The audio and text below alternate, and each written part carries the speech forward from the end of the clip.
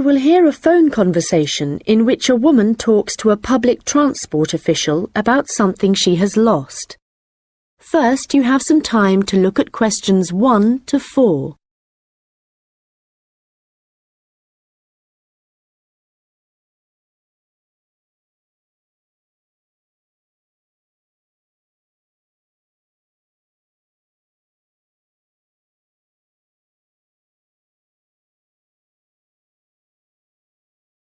Hello, City Transport Lost Property.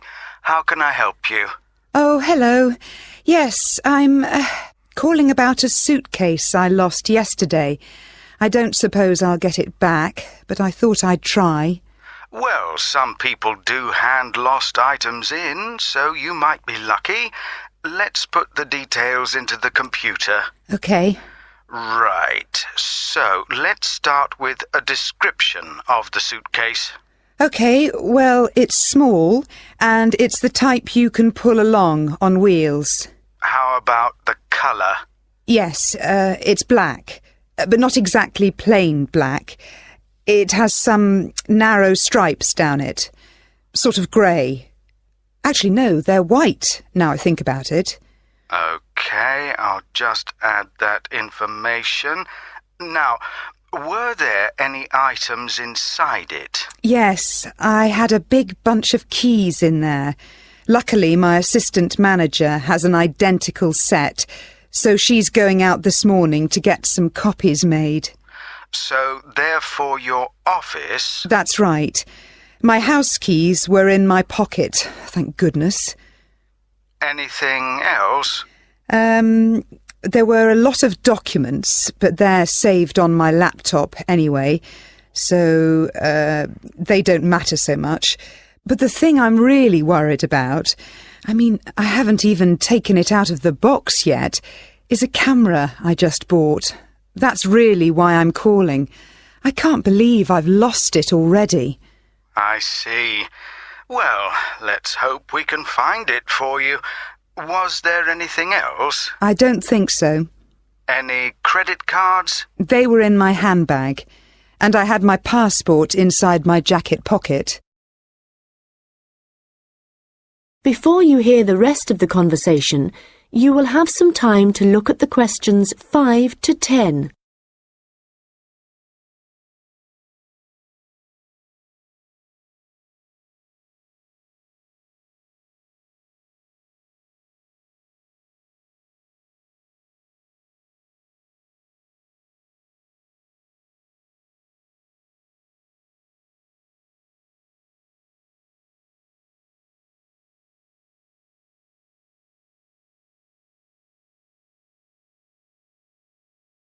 Now listen and answer questions 5 to 10. Money, clothing, any personal items? Let me think. I had an umbrella. It was black. No, blue.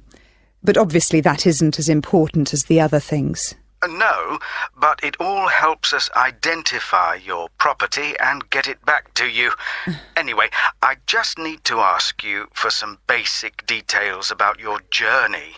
So it was yesterday, was it? That's right. In the afternoon. Around 2 p.m, maybe 2:30.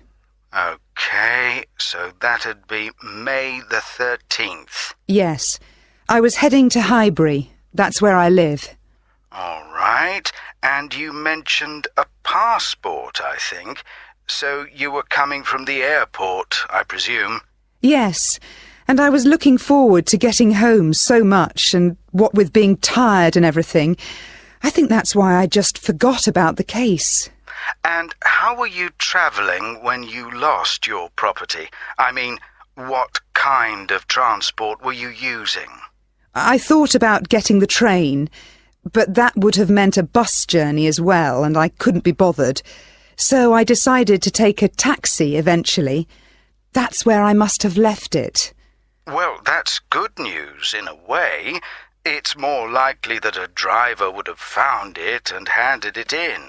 I hope so. Well, I need your personal details now. Can I have your full name, please? Yes, it's Lisa Docherty. I'll spell that for you. It's Doccherty. Thank you. And next, if I could have your address, the best address to send you the property if we manage to locate it. Sure, it's number 15A, River Road. And that's Highbury, as I said. Thank you. Just a moment. There's just one final thing. That's your phone number. I guess my mobile would be best. Hang on. I can never remember my own number. OK, I've got it. It's 07979 605 437. Very well. I think that's everything we need at this end. I'll have a look at the data on... That is the end of section 1. You now have half a minute to check your answers.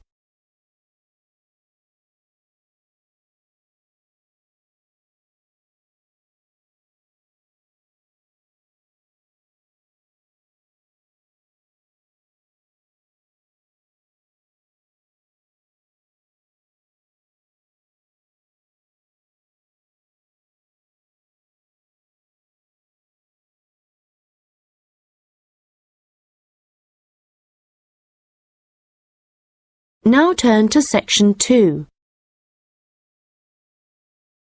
Recording 56.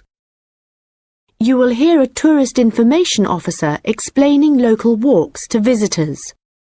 First, you have some time to look at questions 11 to 15.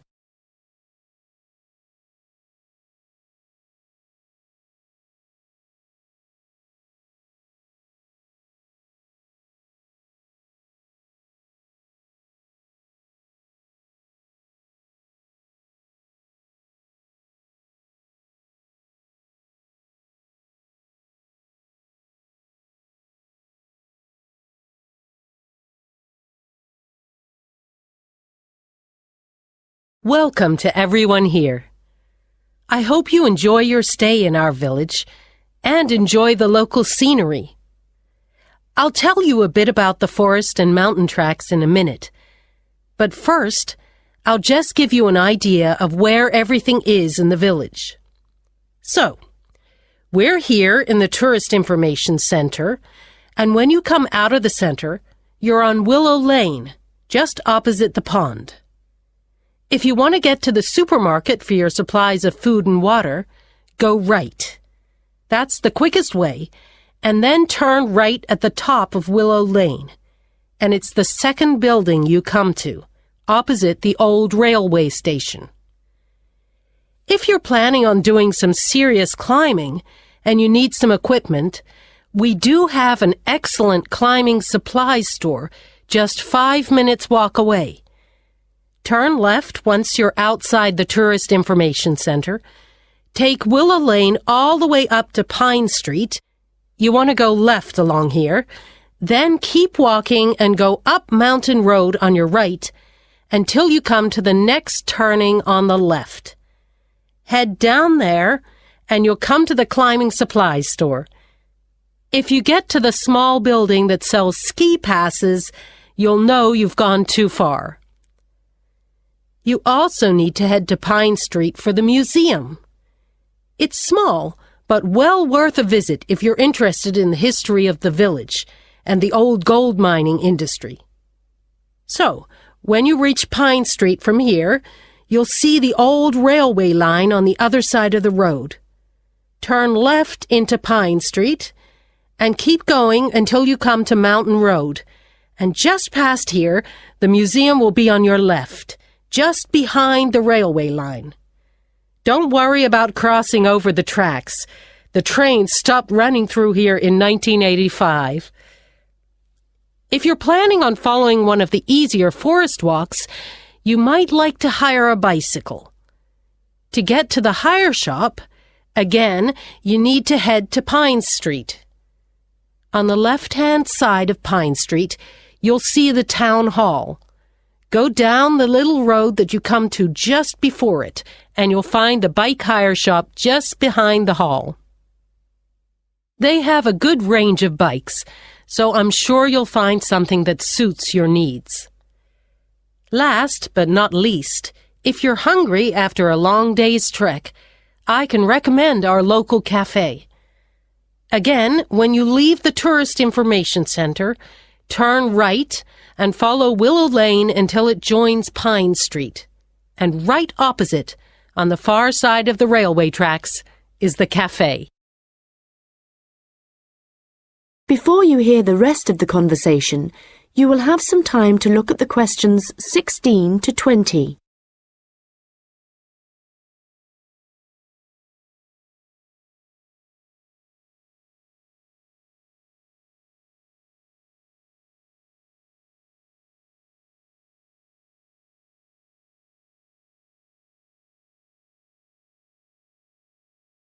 Now listen and answer questions 16 to 20. Okay, let me tell you a little bit about the different tracks we have here. All of them start at the end of Mountain Road, and you'll find a parking lot there where you can leave your vehicles. Let's start with North Point Track. It's a gentle route through lowland forest, good for biking and probably the one for you if you have small children. There's a wooden hut where you can stay at the end of the track, but be aware that it's really just an overnight shelter, and you'll need to take your own sleeping bags and cooking equipment. Another option is the Silver River Track. As the name suggests, you'd be following the river for most of the way, and you get to see some of our beautiful native birds. But the track also goes through a densely forested area. Unfortunately, the signposting isn't very good in places, and you do need good map reading skills to avoid becoming disoriented, which happens to visitors a little too frequently, I'm afraid. Valley Crossing will take you through some stunning scenery, but there are several points along the way where you'll need the level of fitness required to get over some pretty big rocks. Stonebridge is one of the shorter tracks, but very steep as it takes you up to the waterfall, and you do need to be in good condition to manage it. Lastly, the Henderson Ridge track will take you all the way to the summit of the mountain. Do bear in mind, though, that at this time of year the weather is very changeable, and if the cloud suddenly descends, it's all too easy to wander off the track. It's best to check with us for a weather report on the morning you think you want to go. On the way to the summit, there's a hotel which provides comfortable rooms and quality meals, so it's worth climbing all that. That is the end of section 2. You now have half a minute to check your answers.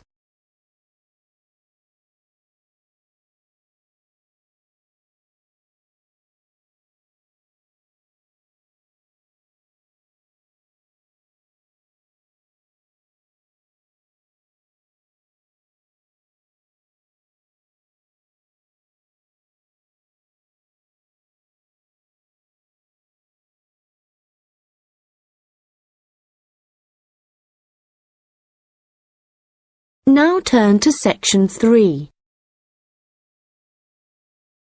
Recording 57. You will hear a student discussing his case study with his tutor. First, you have some time to look at questions 21 to 25.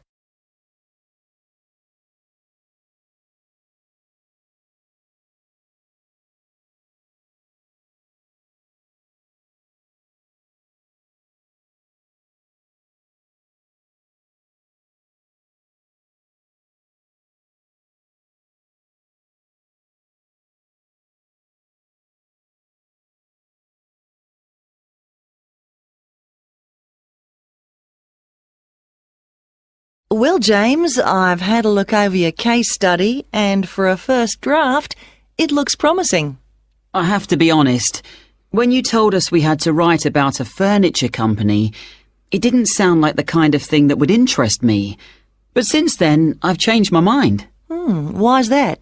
Well, as you know, Furniture Rossi is an Australian company, still comparatively small compared to some of the high street stores, but it's got plans to expand into foreign markets, so I chose it for that reason. It's going through a transition. It's a family-run business aiming to build a global brand. All right, and you've made that clear in your writing. One thing, though, that I think you've overlooked is why Luca Rossi started a furniture company here in Australia in the first place. Well, he'd just got an arts degree, hadn't he? And people were trying to talk him into an academic profession, but he wanted a practical job, something he thought would be more satisfying in the long run. His grandfather had been a craftsman. He'd made furniture in Italy, and he'd passed this skill on to Luca's father. And, well, Luca thought he'd like to continue the tradition. Yes, that was the motivation behind his decision. And what was it, do you think, that gave Furniture Rossi a competitive edge over other furniture companies? I wouldn't think it was price. It's always been at the higher end of the market. But according to my research, it was to do with the attitude of the employees. They were really focused on giving good customer service. Yes, Luca Rossi insisted on that. Their promotional campaigns also emphasised the fact that the wood only came from Australian forests. But that was the case with their rivals too, so it wouldn't have made them stand out. OK, we'll have a careful look at the content of your case study in a minute, but I just want to make a general comment first before you start writing your second draft. OK. Yes, what I'd like to see more of is your opinion. A bit more critical thinking rather than the bare facts. But it's good to see you've been careful with your referencing this time. Thanks. And I read and reread my work, so I'm pretty sure there aren't any errors with the language. Yes, it's fine. Oh, but there's one other thing I could probably mention at this point. Yes? Well, at the end of term, you'll also be giving a presentation, also on Furniture Rossi. Yes. I haven't given it much thought yet. Understandably, but while you're writing the case study, I'd recommend you think about what kind of information would be suitable to use in your presentation. Remember, the last time you gave a presentation on a company, you spent a considerable part of the time providing the audience with financial data. But they probably needed to hear more about company strategy. Yes. I did concentrate rather too much on the figures. I'll make sure there's a balance this time. Good.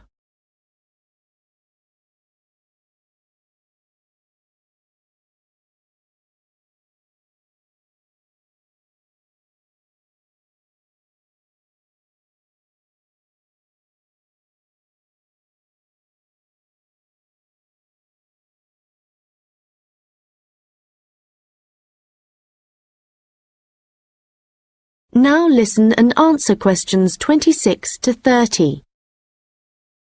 OK, so let's just think about the content of your case study, the history of Furniture Rossi. I see here in paragraph 4, you're talking about how Luca Rossi raised the capital for his new business venture. And then you're talking about the customer base growing much wider. But what was it that prompted this growth? Well, that was to do with the quality of the furniture products that the company was selling. People loved that it was all handmade and would last. And because demand from customers kept growing? Well, then Rossi needed to take on more craftsmen, so they could make sure the orders were ready on time. And then he also had to set up 2 new warehouses to make distribution quicker. Yes, and from there, the company really grew. But think what happened next. They started looking at ways to increase their profits and called in a consultant. And what he saw immediately was that the infrastructure was completely outdated. They were paying 3 full-time admin staff just for data entry. So he recommended they upgrade their software programs, and that, in turn, cut operational costs and just speeded everything up. I'm surprised they didn't get onto that earlier. But I suppose Luca Rossi was more interested in the design aspect, rather than the finance side of things. Yes, I imagine that's why he eventually turned the day-to-day running of the company over to his son. And in fact, it was the son, Marco, who persuaded his father to move on from traditional television advertising and go online instead. I guess that's the best way to reach people. It can be, but initially customers actually complained. Why? Well, some users found it hard to navigate their way around the website, so they were getting frustrated and giving up. So then the company called in a professional to improve it. Oh, I see. He must have done a good job. They've had a continuous 3-year rise in revenue, so things must be going well. Indeed. And what of the future? Well, I probably need to talk about this a bit more in the concluding paragraphs, don't I? Consumers are already aware of the quality of the furniture, that's for sure. But I think the company is aiming to publicise their values. The fact that they have respect for beauty, durability and functionality, and the environment. A lot of companies are already... That is the end of section 3. You now have half a minute to check your answers.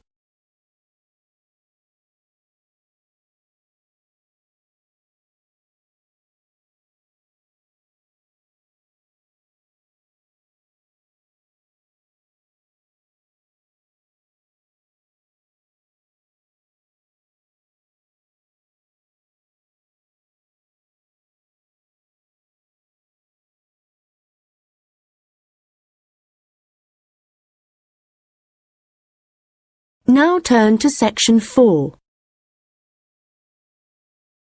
Recording 58. You will hear a lecture about rock art. First, you have some time to look at questions 31 to 40.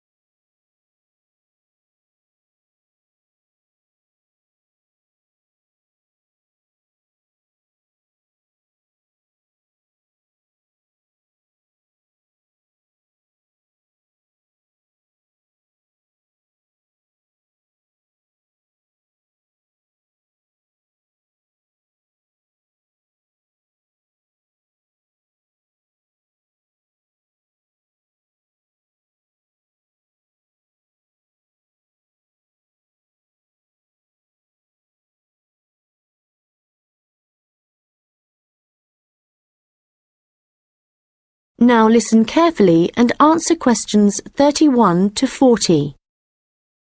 Hello everyone and welcome. As part of this series of lectures on the development of early humans, today we are looking at rock art, the paintings and drawings produced by prehistoric peoples as they spread across the continents. If you've been lucky enough to look at a piece of rock art close up, you'll know it's an experience that makes you wonder about the passage of time and our own history. But rock art also has a practical value for researchers, and let's start by considering why that is. Firstly, it provides vital information about the way that people evolved, information not always easily obtainable from excavated artefacts alone. Secondly, rock art tells us about migration, where people came from and where perhaps they went next. Rock art is found all over the world, and this in itself is not surprising.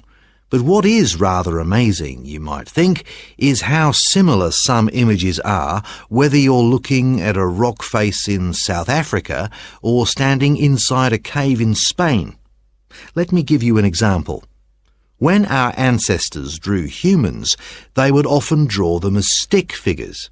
But if they drew a face, then the eyes were almost always very prominent, very open and wide. And of course, animals are very common in rock art. But one animal which is very interesting to researchers is the lizard, because whenever you see a prehistoric painting of one, it's depicted either in profile or looking down on it from above. And these drawings are produced by people of totally different cultural backgrounds. Amazing. But how can this be the case, that similar artistic styles exist in such distant locations? In the past, archaeologists believed that trade must have brought people together, and that it gave them the opportunity to observe each other's culture, including art styles. But this didn't prove to be the case. Recently, researchers have come up with a new theory.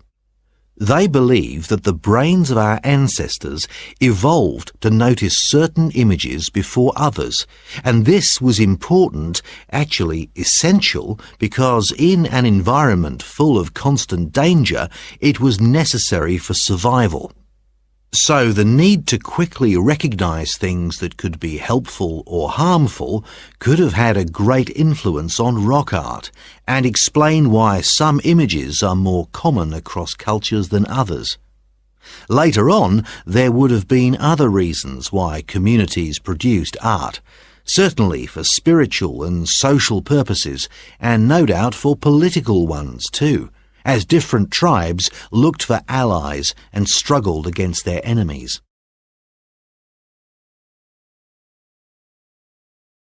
Well, as I said before, you can find rock art all over the world, but I'd like to focus now on the rock art of the Aboriginal people of Australia. The images that survive in this part of the world span at least 20,000 years. In fact, the Aborigines were still practicing this art form in the late 18th century when the Europeans began to arrive, and certain images point to the contact between them. For example, the Aborigines began to draw ships which they would have seen along the coast. It's hard for us to imagine what they must have thought when these first began to appear. Another image that is evidence of European arrival is that of horses, an animal that would have been very alien to the Australian landscape. It isn't actually known how many sites there are across Australia where rock art can be found, but unfortunately we do know that much of the art is being lost to us. Erosion, of course, is one of the key reasons for its destruction, but human activity is also increasingly responsible. Since the 1960s, industry alone has destroyed around an estimated 10,000 pieces of art. At this rate, in 50 years, half of all Australian rock art could have disappeared for good. Vandalism is sadly another factor, and although most people, I believe, would wish to preserve this art, I'm afraid that tourism is another reason why the art is disappearing. In some cases, the art is damaged when people